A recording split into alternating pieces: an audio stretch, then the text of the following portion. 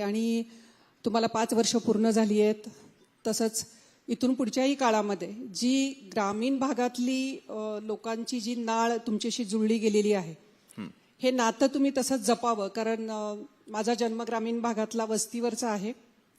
मी शेतावर लहानाची मोठी झाले, त्यामुळे मी शेतकऱ्याची मुलगी आहे, शेतकऱ्याची पत्नी आहे.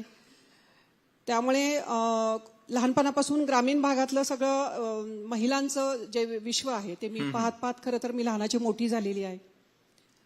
आणि पवार कुटुंबात आल्यानंतर मला खूप चांगल्या संधी मिळाल्या काम करण्यासाठी. आणि जेव्हा मी ॲग्रिकल्चर डेव्हलपमेंट ट्रस्ट बारामतीची जी संस्था आहे, गेले 55-60 वर्ष झालं ती शेतकऱ्यांसाठी काम करते. शेतकरी, शेतकऱ्याची शेती, शेतकऱ्यांच्या मुलामुलींचं शिक्षण आणि महिला सबलीकरण यावरती आम्ही सगळेजण काम करतो. त्यामुळे जेव्हा जेव्हा मी 25-30 वर्षापूर्वी मी जेव्हा सार्वजनिक जीवनामध्ये कामाला सुरुवात केली, त्यावेळेला माझ्या लक्षात आलं की ग्रामीण भागातल्या महिलांचे प्रश्न आहेत ते म्हणजे शिक्षण